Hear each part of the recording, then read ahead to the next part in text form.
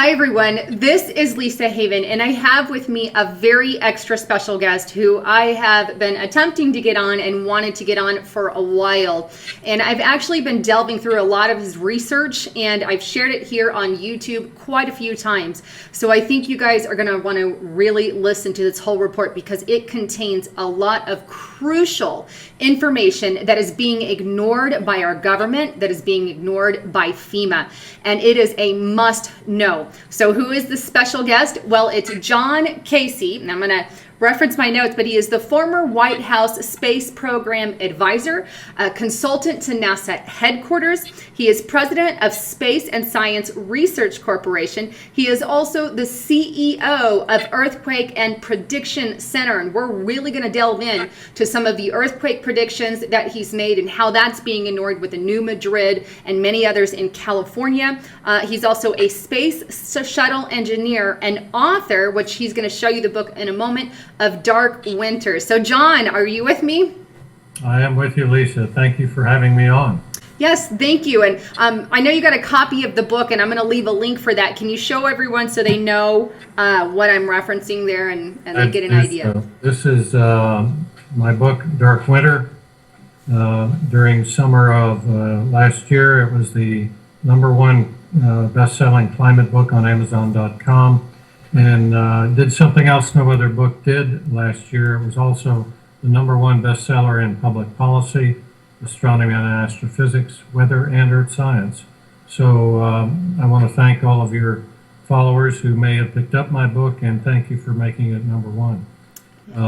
We do offer this book. If you go to my website, veritance.net, you can order the book.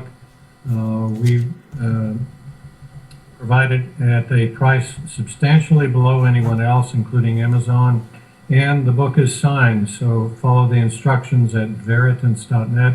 I'll be glad to send this out and sign it for anyone. So my thanks again to all your listeners who already have it. Please spread the word. There's a lot that's happening in our climate, to include earthquakes and volcanoes, and this book talks all about it. Thank you. Yes, thanks. And I'm glad, I'm really excited that you have that. So, because I know we can't cover everything in this video, but I'm just glad we're going to cover some of it. Now, let's start with a letter that was sent to FEMA. Was it last year? Yes. Yes, last year. And I did a whole entire video on this. I went to your Space and Science Research website, went on there, grabbed the letter, and the letter, basically warned of uptick in activity from solar hibernation with the sun. And I'm going to ask you to explain what that is. But when this happens with solar hibernation with the sun, we will experience here on Earth an uptick, a massive uptick in catastrophic earthquakes. Now, this is the letter that you sent to FEMA, and they, I guess, tell me how they responded. And also, I guess before the letter, explain what solar hibernation is as well, for those who don't know, just briefly. Thank you. The solar hibernation is basically a term I applied to these periods of time when the sun dramatically reduces its energy output. The solar physics community calls them grand minimums, but I think the term solar hibernation really explains better what's going on.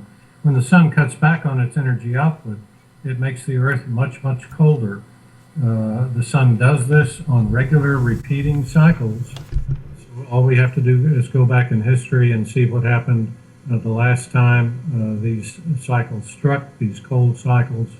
And the one that's happening now is based on a 206-year cycle of the sun, which I independently discovered back in 2007 and announced to the White House, the mainstream media, and as many people as I could, quite frankly, to get prepared for this new cold climate. And now, what kind of havoc will this cold climate bring, in your opinion? Well, again, if we look back in history, every 206 years back, we see the same effects. Globally, crops are destroyed by extreme cold weather. The people at that time went into starvation. Even here in the U.S., thousands of people froze to death and starved to death during the last solar hibernation. Because we have quite a bit more people on the planet. We only had 1 billion on the planet last time. We'll have roughly 8 billion in the middle of this next solar hibernation. And here in the U.S., we only had 5 million citizens, not including Native Americans. So we were a very young, small country back then. And I'm talking 1793 to 1830, the last solar hibernation. But this next one has already begun. It will get progressively colder beginning this year. It's already started. The coldest mathematically was calculated to be the year 2031, but the entire decade of the 2030s will be brutally cold, and we'll see crops damaged worldwide, and we'll also see the collateral effects of our worst earthquakes and volcanic eruptions again, just like we saw 206 years ago. Now, you also mentioned in that letter to FEMA that specifically the New Madrid had kind of gone off, like you had noticed patterns with the New Madrid and how during those periods it almost always went off. Is that something that you fear could happen during this cycle? Now, the solar hibernation starts now all the way through 2038, where we'll have this uptick. Is that right? The solar hibernation process has already begun. I notified NASA back in 2007, almost 10 years ago, that the current 11-year solar cycle we're in now would begin the process. NASA, of course, dismissed my recommendations back then, but my calculations proved to be dead on in terms of solar activity, energy output as measured by sunspots, and the timing for this current 11-year cycle. The next two solar cycles, 25 and 26, both roughly 11 years long, will show sunspot counts below 50 on average compared to a normal 150 during an active period. And when that happens, when we drop below 50, bitter cold grips the earth. So we should expect that for the next 20 to 30 years. But again, the cycle has already turned. I've indicated in a commentary on my website at veritans.net, which is the follow-on to Space and Science Research Corporation, that this is the year we see dramatic drop in global temperatures. And in fact, 2015 may be the last warm year of its type for the next 400 years. Oh, wow. So do you see that it will get progressively worse every year, or will some have more activity than others? Probably the latter. Usually climate varies dramatically from year to year, so it's the long-term trend that I'm referring to. But we'll notice very substantial changes within the next few years. But again, I've already predicted a substantial drop in global temperatures, which I believe has already begun. Yes. And now that we're entering this new deepened solar hibernation phase, we'll start to see even more catastrophic earthquakes and volcanoes, although I believe that cycle has already started. I have to agree with you because, I constantly, I'm a Christian and I study Bible prophecy along with it and just kind of tie in the scientific side as well. And so I put a report out, I don't know, about a month ago where 38 volcanoes were going off simultaneously. And I thought, well, how many typically go off a year? And about 50 to 60 will erupt in an entire year. Well, here we are. In the month of May, in the month of April, and we had 38 going off simultaneously. Is that normal? No, it's not normal. In fact, we've had numerous volcanoes erupting, typically in the same places we see them, along the Pacific Rim, which governs all the way from Chile to Alaska over to Japan, the Philippines, and down to Indonesia. Indonesia has historically been the most threatening section of the planet in terms of catastrophic earthquakes and volcanic eruptions. The last solar hibernation, we had the largest ever recorded volcanic eruption in Indonesia in 1815, April of 1815. It was the eruption of Mount Tambora. It was 100 times more powerful than Mount St. Helens, and 10 times more powerful than the probably better known Mount Krakatoa eruption of 1883.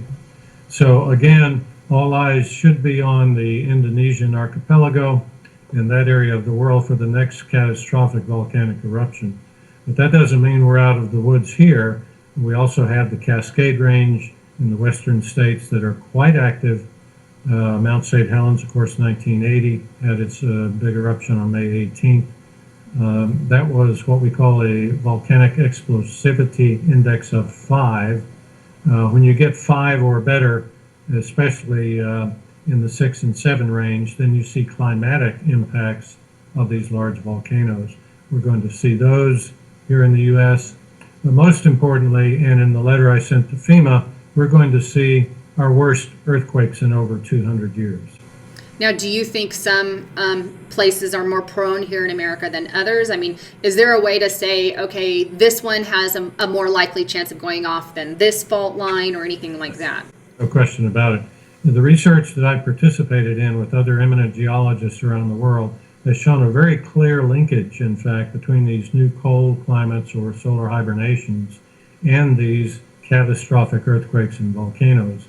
Looking specifically at the New Madrid fault, we notified FEMA with a very important chart, if I may briefly put that up for you. Yeah, please. This chart shows that every time we have a cold cycle, shown by the blue arrows pointing down, at the same time we have a catastrophic earthquake strike the New Madrid fault, shown by the red stars. These, therefore, are fairly conclusive evidence of a very strong correlation between these major earthquakes and these cold cycles. Now that the next cold cycle has begun, we should once more assume there's a very high probability of another catastrophic earthquake in the New Madrid fault zone. That's not the only major area of concern. Obviously, California, with its well-known history of earthquakes, should be on its highest level of preparedness. But let's not forget South Carolina. South Carolina is a major fault zone, and they have had their share of historic, devastating quakes as well. But clearly, we believe the biggest threat and the strongest linkage with climate change and the new cold cycle is with the New Madrid seismic zone. Wow, okay. So then do you think, like, basically, is it like ready to pop at any moment? It can happen all the way sometime during this, solar hibernation period. I guess there's no way to really tell when. We just have our warning, right? That's correct. Mathematically, I've calculated the window of highest risk as between 2017 and 2038. The bottom of the next solar hibernation is supposedly 2031.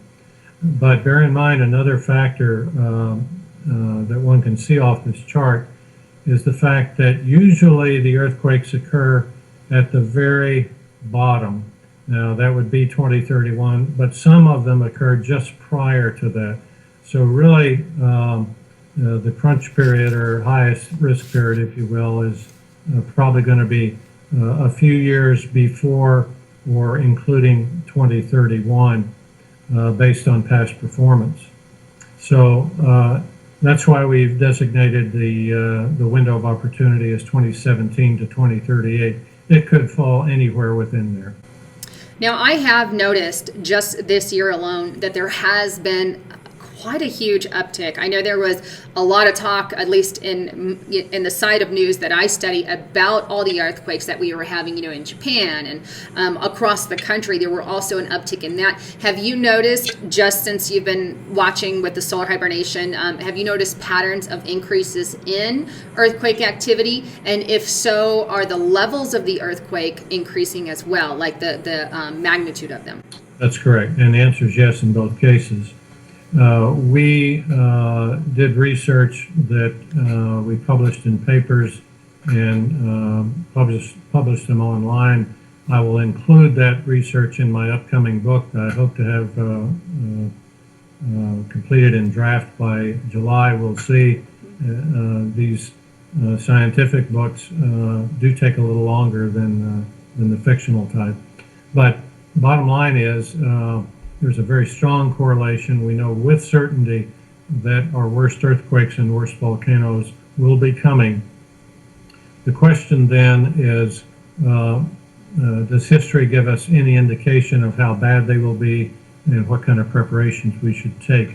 And the short answer is yes, in fact they do. If we go back and look at South Carolina, the central Mississippi, and California, to include the Cascadia subduction zone, which last had a 9.0 earthquake in the year 1700. we should all be on our guard for the worst events ever, certainly since the U.S. became a country. Wow. Okay, so here's I guess a bombshell for you, or one for you. Everybody always wants to know about Yellowstone. So what is your take on that? Yellowstone is one of a handful of supervolcanoes that exist around the planet. It is, of course, the best known in the U.S. because it's a visitor's destination. The U.S. government has a park there, and it's widely advertised. The aura around Yellowstone is that it has the most geysers and fumaroles of any place on the planet, of any of the existing supervolcanoes. So it's visibly the most active, and therefore it's got something to show people. However, the last major eruption was 640,000 years ago, and oddly enough, that's almost the average for when these occurred. So some would say we're due or overdue for another major eruption. The details are different, however. If you look below the headlines, Yellowstone has major eruptions, what we would call major, every 40,000 years or so. We don't have to wait to 640,000 years. So we could still get another eruption, not as bad, from the Yellowstone area. My focus, however, is not on Yellowstone. My focus is on, again, Indonesia and areas around the world where we have other supervolcanoes. For example, the supervolcano that erupted 74,000 years ago, roughly, killed off most human life that existed at that time, according to scientific studies. Right now, we have another volcano that's erupting just north of the crater rim of that same supervolcano. That, to me, is far more disconcerting than Yellowstone. You can imagine if we had a major volcanic eruption going on right now anywhere near Yellowstone, how that would take national headlines and widespread media coverage. Yet the same thing is happening in another area of the world with another dangerous supervolcano, and no one's paying attention. So I'm concerned about other supervolcanoes right now, not just Yellowstone. They're just a little more ready to go off, so to speak. Well, they have more activity occurring around them, yes. Okay. So I know that you have sent correspondent letters, you've sent warnings to FEMA, you even issued your own press releases about this stuff. How is the government responding to your research when you tell them, look, we have this going on, this can happen? What kind of rebuttal or response are you getting? Well, the response from all the governors in the affected areas and the federal government, to include FEMA and the U.S. Geological Service, has been zero. There's been absolutely no serious response to the fact that, as we have outlined to everyone, 4 of the last major quakes to hit the New Madrid zone occurred during these solar hibernations. Now that the 5th one has started, we should accept that there's a very high probability of another major quake, and yet nothing is being done about it. This points out a lot of the flaws in our current government and how science is treated or not treated, unfortunately. Not good news. That means it's left up to independent groups like our International Earthquake and Volcano Prediction Center to tell people that there's a very credible threat out there. Now, why do you think they sort of turn a blind eye to research that obviously backs what you say? Why do you think they're ignoring it? Do you think it's, they don't want to spread panic, or there's an agenda? What's your just personal intake, I guess?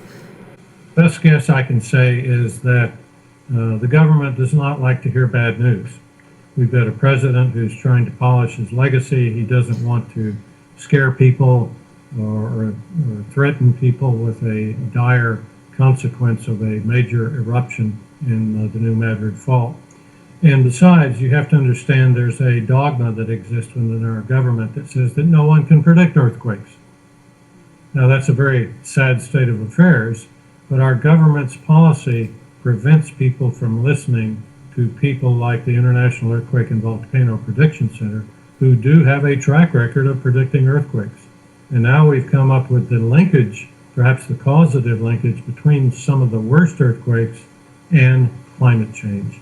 and yet no one's paying attention because it's against government policy to talk about earthquake prediction. It's disturbing. Now, do you think we'll even get a warning from them, like if they know something's going to go off, or is it one of those? I mean, we'll obviously get warnings from you guys, which we have gotten, but being that the government kind of turns a blind eye, are they going to broadcast something if you have a, something might go off? Do you think they'll remain silent to prevent panic, or will they actually do something, say something? Well, we've been browbeating the government over this for some years now.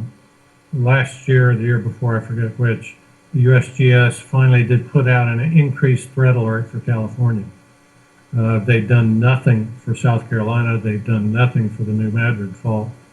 The increased threat alert was on the order of 10 to 12% increased threat. That's almost a joke, quite frankly. What should it be?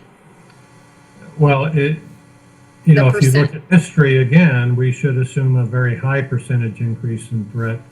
I'm looking at the New Madrid fault alone and saying we're well over 50%, perhaps 80% probability during that window of time that I cited. That, however, is something we'll not get the government to acknowledge. That's disheartening. It is. And that's why I wanted to bring you on the broadcast, because I know you have obviously way more detail, way more studied up on this than I am. I don't do it for a living, but I see who's good out there and who's putting out the right information. And I'm like, I need to bring you on the broadcast. And so thank you, again, for doing that. Now, do you have any, maybe anything that I missed to talk about that you want to share that we need to be aware of in regards to, everything we've been talking about? Well, I think it's incumbent on everyone who lives in a known high-risk area like South Carolina or the central Mississippi or California to recognize the government is not going to help you. You have to be able to survive a catastrophe on your own. And believe me, these catastrophes are coming.